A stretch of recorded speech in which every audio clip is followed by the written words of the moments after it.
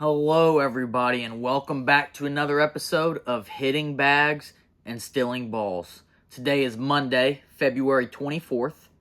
I am your host, Matthew Fitzwater, and we have quite a few topics to talk about today. And they shouldn't take very long to talk about, but there's definitely, spring training has started. I got my Yankee spring training hat, and there's already been a couple injuries, which we're going to talk about. It's just New York teams right now, okay? So the Mets pitching, which I've talked about not being, very good going into the year, their pitching's a little hurt. So we'll get to that.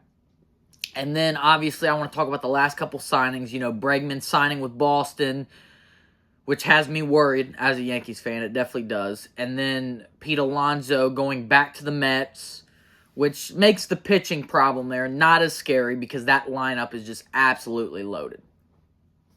And then I also want to talk about the whole Boston deal with Devers. Since they signed Bregman, there's a little bit of drama going on there with Devers, so we'll get to that. And then also, I just wanted to talk about a weird signing to me. Two weird signings, actually. So it has to do with the old guys. So Max Scherzer goes to Toronto, which, look, the Blue Jays, they're still not going to compete. Actually, I don't think they are. I just don't think they're going to be a good enough team to, I think at best they get fourth in that division, man. I mean, because they're not better than the Yankees and Red Sox. I don't think they're better than the Orioles. They shouldn't be. They shouldn't be better than the Orioles. But they did go out and they did add this offseason. So you can't say they're not spending money, and obviously there's a joke out there that they keep getting second place with all these, special players. Nobody wants to go there, man. I don't know if it's the high taxes in Canada or if it's just the fact that they haven't really been a competing team for about 10 years now. And so they went out and they got Max Scherzer.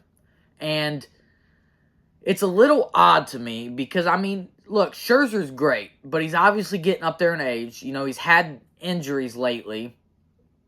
And I feel like Scherzer's the type of guy that you add for a playoff run. And so, because you don't need him to pitch 160 to 200 innings during the regular season. Even if you get 100 out of him, I think that's pretty solid. But when it comes to postseason time, if you have somebody like Scherzer in that rotation, that obviously helps a lot. But I don't know if the Blue Jays are going to get there. It's okay for them to hope that they can get there.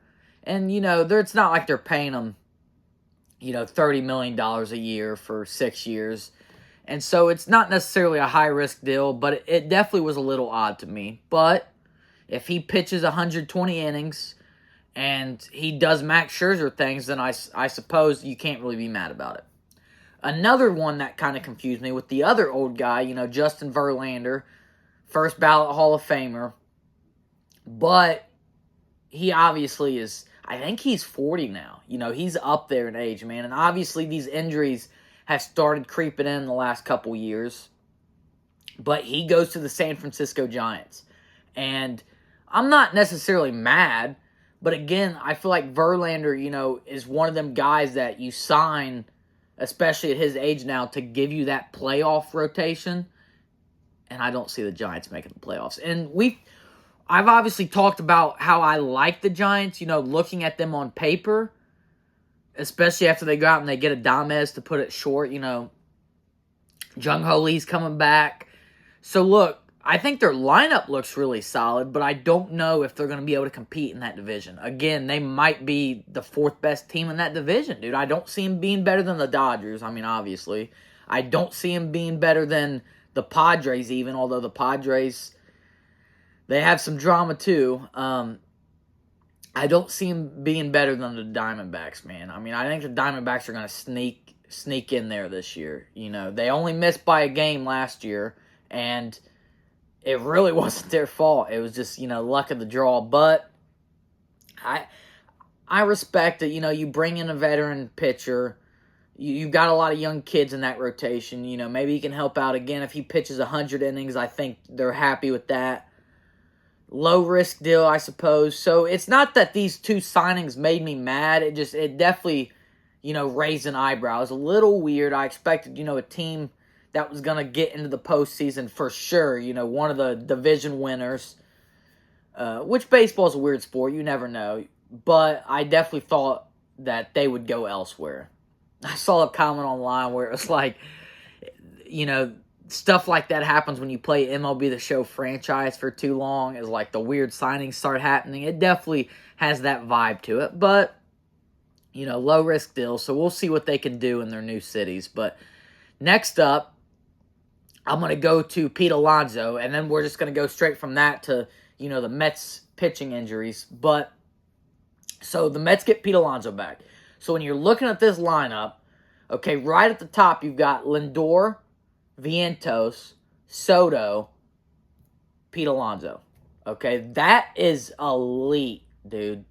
You know, I was kind of hoping he went elsewhere because I don't want to see the Mets make a deep playoff run again, especially after Juan Soto left the Yankees. You know, now, unfortunately, I've got to root against Juan Soto, man. It's not even the Mets' fault. I mean, obviously, you should go out and get the best player, but it just is a little scary to see those four in the top of the lineup. Not to mention, you know, the lineup's deeper than that, obviously, but those four at the very top are just... I would be very surprised if all four of them didn't have 100 RBIs, and that's insane to say, okay? Or at least 90 and above, like right there. You know, we saw the Royals do it last year. They had the top three, you know, all had 90 or above RBIs. I think the Mets can do that easily, okay? Now, with the pitching, though, their pitching is looking rough. Now, we've talked about the fact that they didn't really go out and get that solid starter. They did bring Manaea back. We love Manaea, okay? But then they went out and they got Frankie Montas, who is kind of, you know, somebody they're trying to work on. He's not horrible, but he's like a back-end starter, you know? Obviously, they have Kota Singa, okay?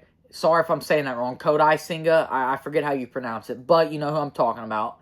Although after last year, he has some injury concerns, okay? He's so far so good, but they've lost Frankie Montas for at least like half the season, I think.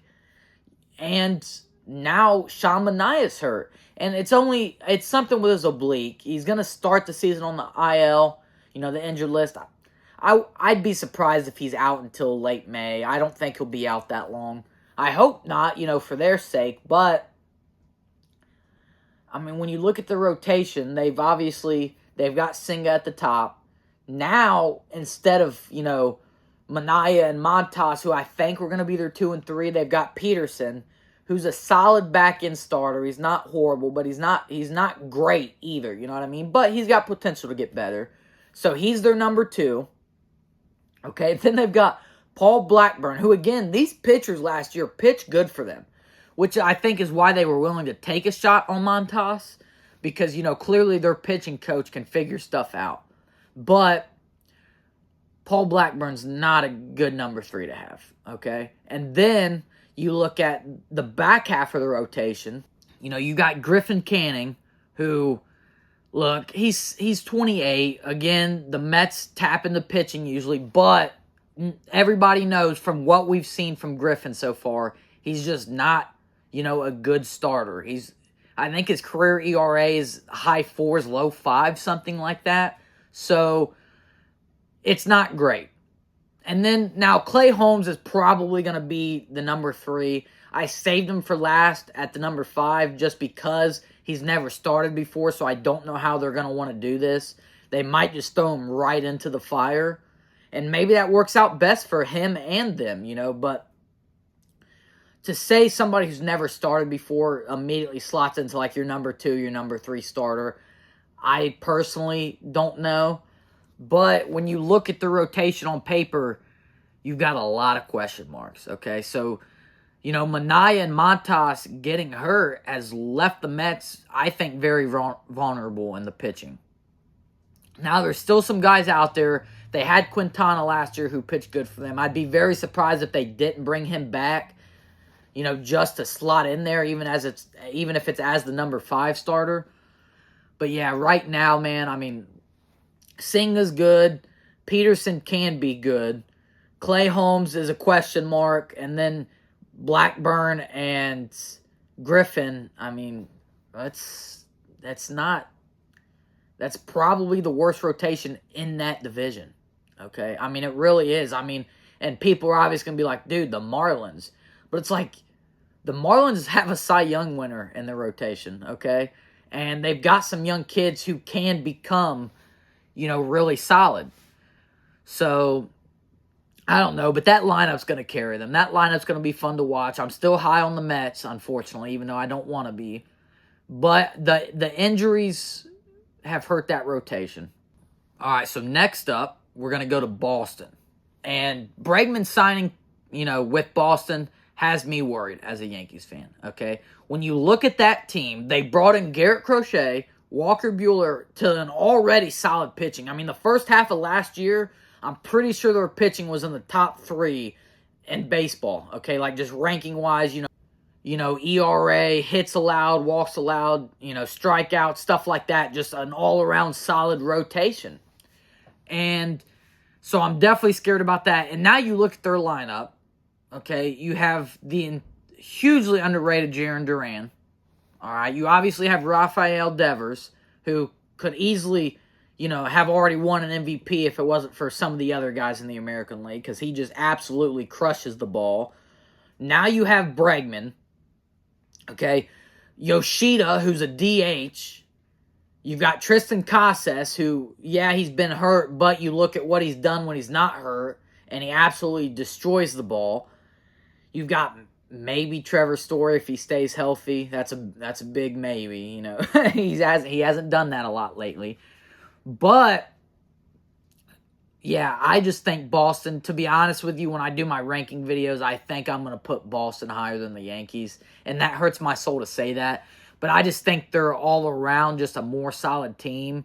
And I think they have a lot less question marks than the Yankees do. The Yankees have a bunch of them older guys.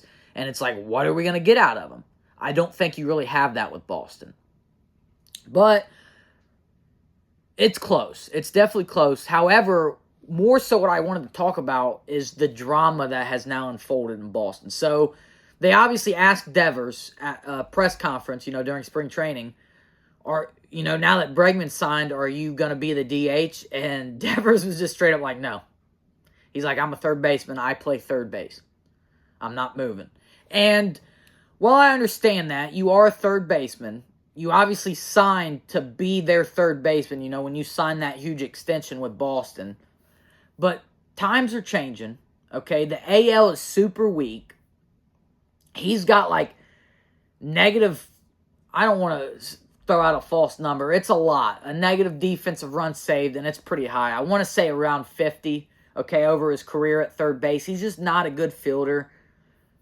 And so when you get a Gold Glove like Bregman, who can move him, put him at third, put Devers at first or at DH, probably DH, then it's like that team is now 20 times better, in my opinion, okay? Maybe not 20 times. I like to exaggerate a little bit, but it's better, And Bregman said, I think he's going to play second base, which isn't awful. You should be able to play second base if you're a third baseman. But it is going to get, it's going to take time to get used to. And if he's not good at second base for whatever reason, now you've got 2 major positions where your fielding is not good. And so they're definitely going to have to switch it out at some point if it ends up being like that. Even if Devers gets mad. Okay? Because I understand being frustrated, but dude, it's like, you got to do what's best for the team. Okay? Because once you sign that contract, it's not up to you. It's not.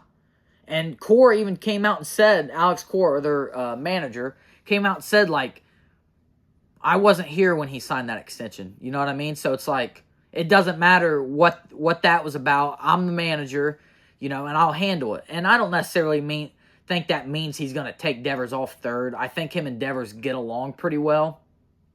But he has a good point. It is up to him. Whether players get mad or not, they're not going to sit out games because then they're not going to get paid.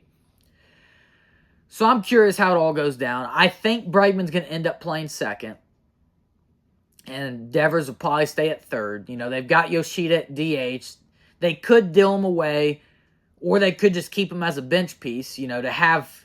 I'm pretty sure he's a platoon-type guy. I think he hits righties a lot better than lefties. I could be wrong, but that's what I think. But still, Boston looks great, man, even with that drama going on.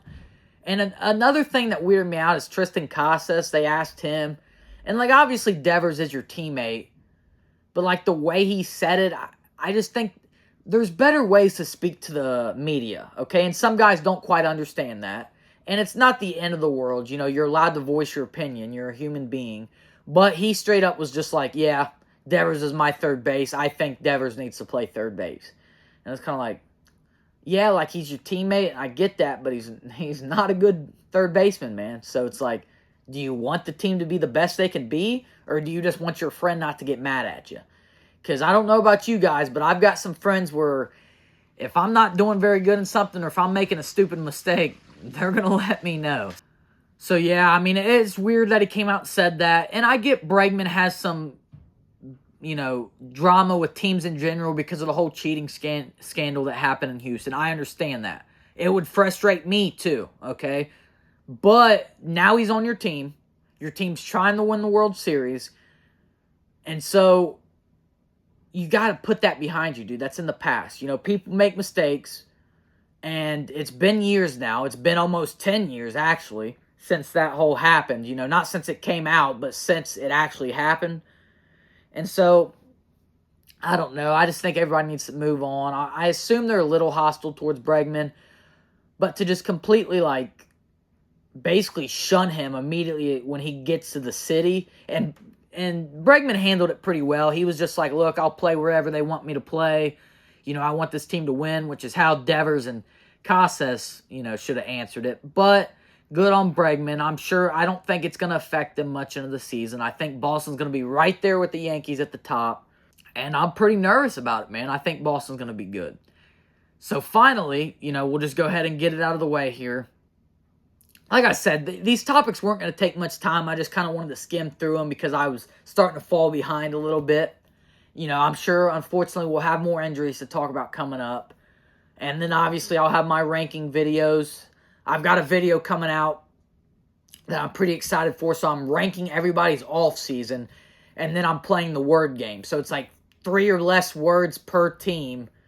That basically is like what I think their season's going to be like coming up. So I'm very excited about that. That'll probably be out next week sometime. But we'll go ahead and finish it with the Yankees. Because obviously, this is, you know, this is me, man. I'm a Yankees fan. So, Stanton's hurt. And I don't think anybody's surprised hearing that. But apparently he has tennis elbow on both his elbows. Okay, and he just basically came out and said, like, even when I come back, I'm going to have to play through pain. And it's just so unfortunate, man, because I was so excited when we traded for him, you know, in 2017. He was just coming off of that MVP. And I get, you know, he's older, but he doesn't play the field. And it's just, he always seems to be hurt, man. And it's crazy to me because it's like, I know he's a big guy. And he puts a lot of power behind his swings, but it's so bizarre how many, you know, injury problems the Yankees have on a yearly basis. And it's very disappointing. You know, he said during the postseason last year he was hurt, and so we obviously know he can play through it and be elite. He usually saves that stuff for the postseason, though. During the regular season, he has power, but I think he's hit like an average of like 230 over the last, you know, 4 or 5 years with the Yankees. And so it's definitely frustrating, but he'll probably be out until July if I had to guess. Hopefully not that long, but I'd be very surprised if it isn't that long. That just seems to be, you know, Stanton in a Yankees uniform. But hopefully he comes back not as hurt in time for the postseason, because that's when we're really going to want him. Because I do think we're going to make the postseason. Even as a wild card team, I just do. The AL is extremely weak. But I think with Stanton being hurt, I would like to see the Yankees go and get like a JD Martinez, you know, somebody to put at DH while he's out, because our lineup is already, you know, I wouldn't say thin because it's kind of deep in a way, but there's not really any power bats other than Judge, okay? You know, Jazz and Cody can probably hit 25, but that's not really a power bat. You know, Stanton can hit, in a full season, which he hasn't played in 10 years, but he can hit, 50 home runs in a full season. So definitely going to miss that power. It also adds another question mark to the lineup, like who's going to hit behind Judge. We still don't have a leadoff hitter, or at least somebody that's a solid leadoff hitter. I'm sure Boone knows who he's going to want to test. It'd probably be Dominguez. I'm hoping it's not Volpe. It does not need to be Volpe, okay?